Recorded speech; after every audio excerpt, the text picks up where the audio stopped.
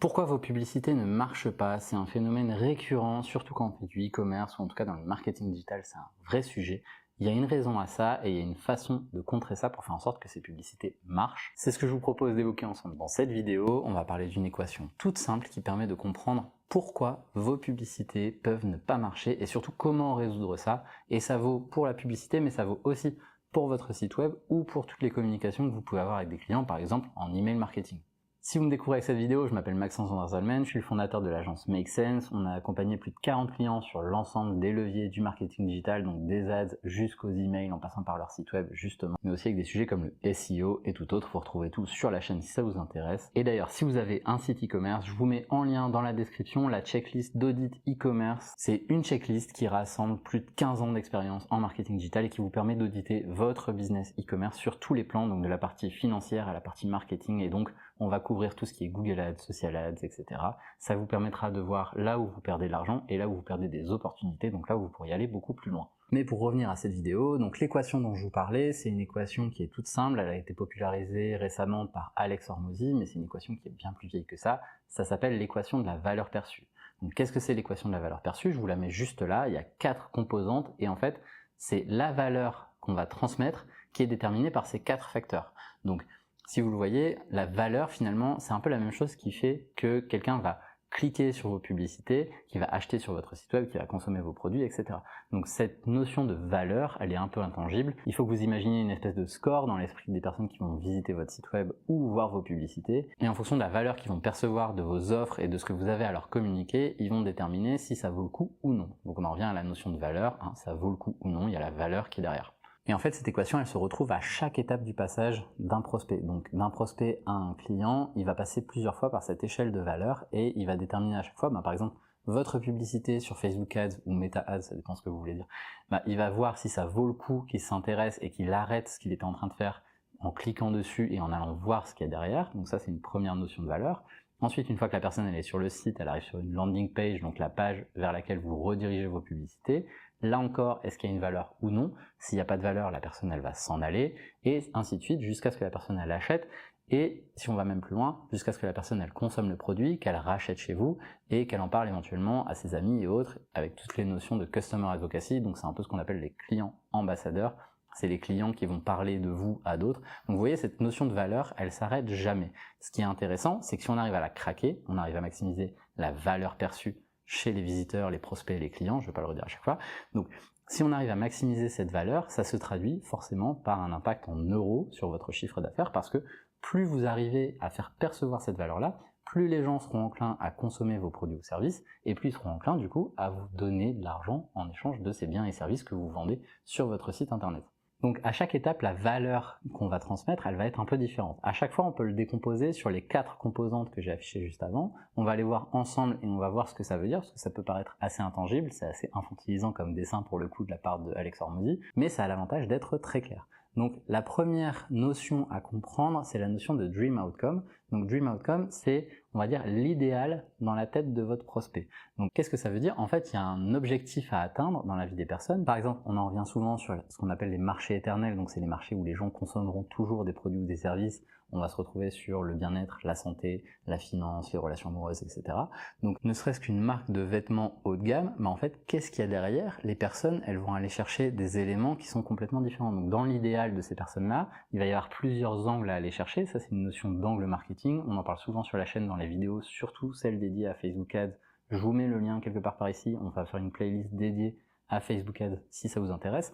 Mais dans tous les cas, si on reprend l'exemple de ces vêtements haut de gamme, il y a des personnes qui vont aller chercher des vêtements qui sont éco-responsables et qui vont y mettre une forte valeur. Donc dans leur idéal, ils veulent le vêtement le plus responsable possible, qui a fait le moins de mal à la planète, qui a été le plus respectueux du travail des personnes qui l'ont fait, etc.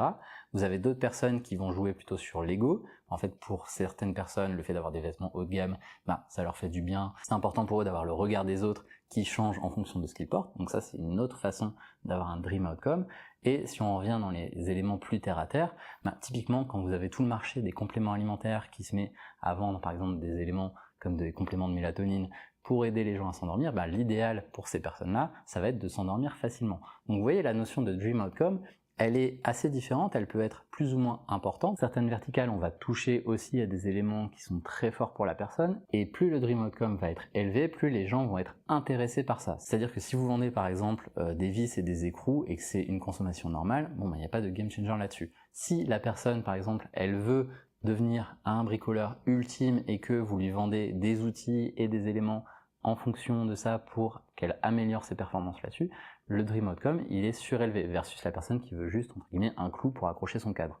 Donc ça c'est notre premier élément, il faut que le dream outcome il soit assez important pour que les gens aient envie de s'arrêter. Si vous vendez du voyage etc, vous voyez ce que je veux dire, j'ai cité pas mal d'exemples, normalement vous voyez à peu près cette notion de dream outcome, on en a tous dans notre vie de toute façon, donc le parallèle il est assez facile à aller chercher. Ce qui est intéressant c'est que dans l'équation de la valeur perçue comme on a là, on va multiplier ça par la perceived likelihood of achievement. Donc en français le pourcentage de chances que ça marche et que vous arriviez à faire atteindre ce dream outcome à vos clients. Donc par exemple, si demain quelqu'un me dit « Tiens, tu vas faire un Ironman en moins de 3 jours grâce à mon entraînement », sachant que le plus que j'ai fait, moi, c'était un marathon, donc je me dis « Tiens, il y a un petit côté mytho parce que faire ça en 3 jours, même le meilleur coach du monde, je vois pas comment il peut me faire réussir à faire ça. » Donc ça va venir, on va dire, compenser ce dream outcome. Si vous me dites « Ceci est un clou, ça sert à accrocher un cadre », je suis presque sûr que si le clou il est pas trop dégueu, le pourcentage de chances qu'il tienne mon cadre, il est plutôt élevé. Si vous me dites, tiens, ça c'est une plomberie spéciale qui fait que même si tu n'as jamais touché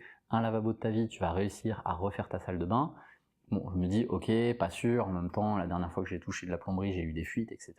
Est-ce que ça va vraiment marcher? J'ai des doutes. Donc ça, c'est ce qui vient compenser avec les doutes. Donc le but, évidemment, ça va être d'aligner le plus possible l'idéal de la personne avec tous les éléments que vous pouvez mettre en place pour la rassurer sur le fait que justement vous êtes la bonne personne et vous avez des bonnes garanties à lui fournir que ça marche, que vous l'avez déjà fait avec d'autres, etc.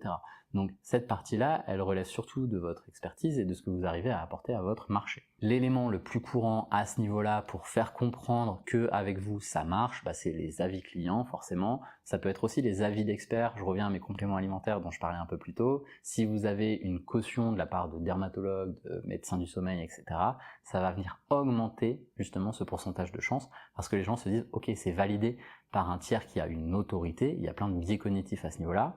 Si on revient sur les vêtements haut de gamme, ça va être avec les égéries, donc vous savez les acteurs et les personnes connues qui vont venir faire la promotion d'une marque. On se dit ok, mon ego trip il va être satisfait parce que il y a tel ou tel acteur hollywoodien qui est en vogue, qui porte cette marque-là et donc ça va se refléter sur moi, etc. Donc vous voyez, il y a plein d'éléments qui vont augmenter cette partie-là. À l'inverse, il y a plein d'éléments qui vont le baisser. Si je reprends l'exemple de mon Ironman que je peux pas courir en 3 jours. Le coach, s'il est pas capable de me dire, ok, en fait, lui, il mangeait au McDo tous les jours et en 3 jours, j'ai réussi à le remettre en forme pour qu'il fasse un Ironman, là, je me dis, ah ouais, ok, c'est quand même chelou, il a réussi, je vais aller voir. J'aurai encore des doutes, mais un peu moins. Si à l'inverse, il me dit, si, ça marche, t'inquiète, bon, je l'ai pas encore testé, mais je suis sûr que mon programme en 3 jours, il marche vraiment bien. Bon, il y a juste 2-3 personnes qui ont eu un ulcère et qui se sont pété une jambe, mais ça, c'est pas grave. Non, en fait, ça va venir détruire justement ce pourcentage. Donc ça va venir minorer complètement le dream outcome. Donc vous voyez, il faut que les deux soient bien proportionnés et dans la communication, c'est pour ça qu'il faut faire très attention parce que on a tendance à vouloir en faire toujours plus. C'est un peu la course à ce dream outcome. Toutes les marques vous promettent de révolutionner votre vie, de changer drastiquement tout ce qui était en place sur le marché avant elles, etc. Ça vient augmenter drastiquement le dream outcome, mais c'est fortement minoré par justement ce pourcentage de chance de réussite où vous vous dites « ouais mais en fait non, c'est trop beau pour être vrai ». Donc quand vous faites une communication, pour revenir à la partie ads, il faut que vous fassiez attention à cet équilibre-là. C'est-à-dire que vous ne pouvez pas promettre la lune. De toute façon, sur Meta, si vous avez déjà eu des publicités refusées, vous le remarquerez en général dès qu'il y a des allégations qui sont un peu trop fortes, des avant-après, etc.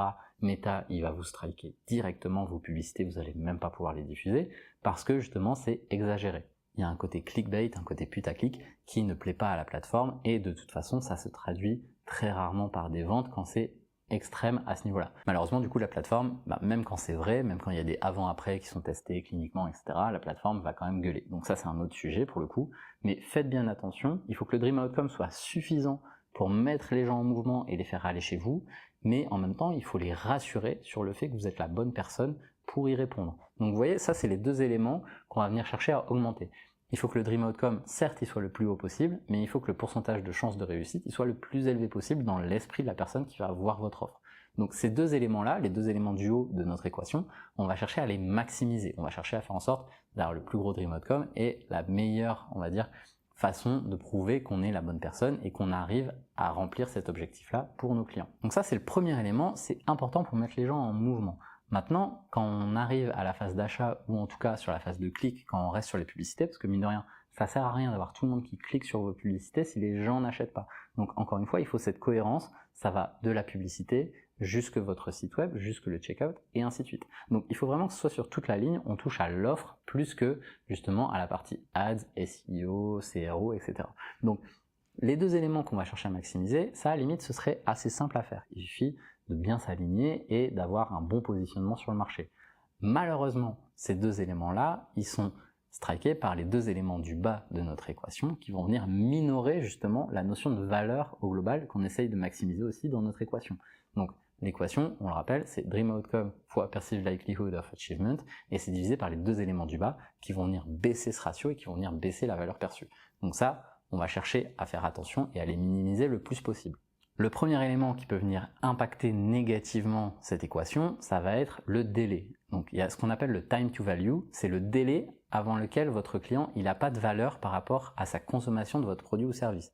Si par exemple vous me dites ok ce complément alimentaire il va résoudre tous tes problèmes de sommeil, par contre tu dois le prendre pendant 90 jours avant de voir la moindre amélioration. Est-ce que vous avez envie de le prendre? Est-ce que vous avez envie de cliquer même sur une annonce qui vous promet ça? Probablement pas. Sachant qu'il y a d'autres éléments qui vous disent ok résultat visible en 24 heures, résultat immédiat, etc. Donc vous voyez le délai avant lequel la personne elle a entre guillemets un retour sur investissement, il va être très important. Vous allez chercher à le minorer le plus possible. Nous sur la partie agence, on travaille avec des clients qui sont des e-commerçants ou qui font du marketing digital par exemple pour de la génération de leads. Une agence, il y a certaines agences SEO qui vous disent oui mais en fait nous les résultats c'est sous 6 mois, etc. Bon, ça, la valeur perçue elle est assez faible parce que vous dites ok donc je vais payer pendant 6 mois pour quelque chose où je suis même pas sûr que ça va marcher. Donc le but c'est de réduire ce time to value le plus possible, quitte à ce que ce soit pas le rêve idéal de votre client qui est atteint très rapidement, mais il faut au moins se voir avancer. Si vous avez un coach sportif et que vous n'arrivez pas à courir 1 km sans être essoufflé et que au bout d'une semaine vous arrivez à faire 5 km, vous vous voyez avancer, vous n'en êtes pas à l'étape du marathon ou de l'Ironman, mais vous vous dites tiens, il se passe quelque chose chez moi. Donc cette notion de délai, elle est assez importante parce que ça peut venir détruire complètement la notion de valeur que vous allez transmettre.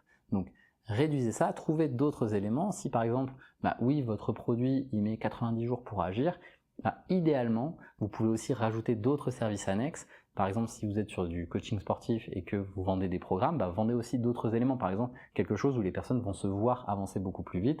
Je prends l'exemple du sport parce que ça peut parler à beaucoup de monde. Par exemple, si votre plan, oui, ça met 90 jours pour que la personne arrive vraiment à courir son 10 km, soit, offrez en parallèle un plan de nutrition où ça, on sait que ça peut aller beaucoup plus vite pour que les personnes retrouvent de l'énergie et qu'elles se voient avancer beaucoup plus vite. Et ça, en moins d'une semaine, elles peuvent se retrouver avec plus d'énergie. Donc ça va venir maximiser la valeur sur un laps de temps un peu plus court. Même si l'idéal, il reste sur cette fenêtre de 90 jours, ça va beaucoup plus vite. Et c'est vrai avec tous les types de produits pour le coup. Si par exemple, je reviens à mes compléments alimentaires, si vous résolvez un autre problème et que effectivement ça met 3 mois à agir, vous pouvez aussi donner des bonnes pratiques à la personne. Ça peut passer par du email marketing. C'est un peu différent, on triche un peu, mais l'intérêt c'est de montrer qu'on est la bonne personne et ça vient renforcer justement ce pourcentage de chance que votre accompagnement ou vos produits, ça marche. Donc, vous voyez, c'est une combinaison du tout. On en revient au marketing de l'offre, mais c'est ce qui va faire en sorte que les gens cliquent, visitent votre site, achètent et se fidélisent. Donc, ça reste un tout, mais c'est important de bien prendre en compte ces 4 éléments. Donc, jusqu'ici, j'ai fait les 3 premiers.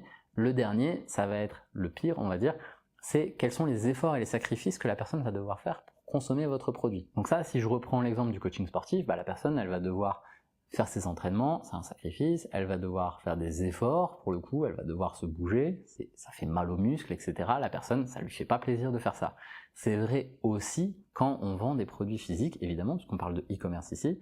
Donc souvent en ads, on a aussi la notion de prix, et la valeur qui est attachée au prix, elle peut venir dégrader tout ça. Parce que si vous dites, ok, en fait, j'ai une super table, elle est vraiment très bien, elle va faire très bien chez vous. Si la personne, son rêve idéal, c'est d'avoir une maison qui est harmonieuse, qui est feng shui, etc., c'est important pour elle. Par contre, ça peut venir être détruit par le fait que Ok, ben en fait, c'est un entretien qui est compliqué, c'est du marbre et donc il faut des produits très spécifiques, c'est compliqué. Si votre enfant il pose son verre de jus d'orange dessus, ça peut faire des traces, etc. Donc ça, c'est des éléments qui vont venir réduire cette partie-là, parce que la personne elle va devoir faire beaucoup d'efforts pour maintenir le produit en état, et elle va devoir faire des sacrifices parce que par exemple, bah, peut-être qu'elle va devoir détruire le beau design de son produit avec une espèce de nappe, etc. Donc vous voyez, ça vient minorer cette partie-là. On en revient encore une fois à l'offre, pour le coup, mais c'est aussi la façon que vous avez de le communiquer. Si vous avez des arguments comme quoi, ben, je reprends un marché ultra concurrentiel, comme ça je brosse un peu tous les marchés, si vous prenez l'univers du matelas, ben, les personnes, en fonction de la durabilité du matelas, de sa capacité à être hypoallergénique, etc., les personnes, elles vont y attacher une valeur versus si elles se disent, ok, ben en fait, du coup, dans 5 ans, je vais devoir rechanger parce que ça va me péter le dos, parce que, en fait, ça fait et ça va détruire mon sommeil, etc. Donc, vous voyez, il y a plein d'éléments qui peuvent venir détruire la valeur et en compensant ça, ben justement, on vient renforcer le pourcentage de chances de réussite. Donc, vous voyez, ça s'équilibre un peu à ce niveau-là. Et tout ça, effectivement, il faut que vous arriviez à le communiquer de la manière la plus directe possible dans vos annonces. Donc, ce qui est intéressant, c'est de s'attaquer d'un côté à l'idéal pour que les personnes, elles aient envie de cliquer, que vous renforciez votre autorité en prouvant que c'est pas du flan et que vous êtes capable de délivrer ce que vous vendez, ça c'est un autre élément.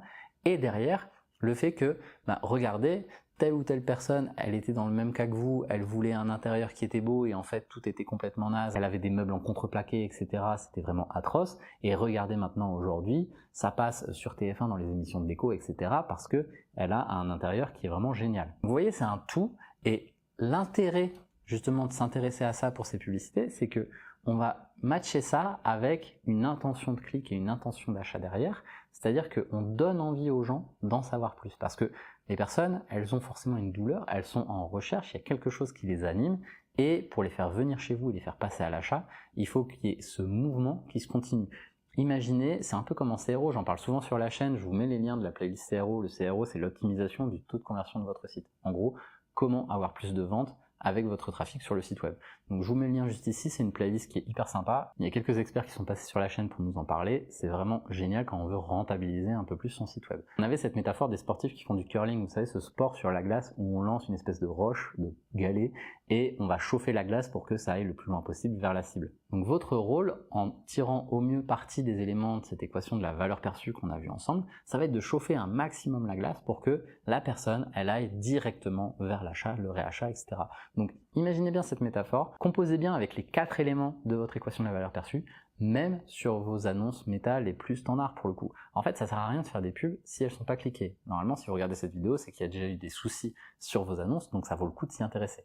C'est pas quelque chose qu'on fait entre deux, entre le plat et le dessert à la pause déjeuner. C'est quelque chose où on se pose, on connaît, même si c'est un peu galvaudé, mais ces personas qui sont nos clients cibles, et surtout quels sont leurs problèmes, quelles sont leurs douleurs, et en quoi notre offre, elle vient couvrir ces besoins et les emporter vers cet idéal qu'ils vont avoir. Et pourquoi nous, on est les bonnes personnes pour y répondre.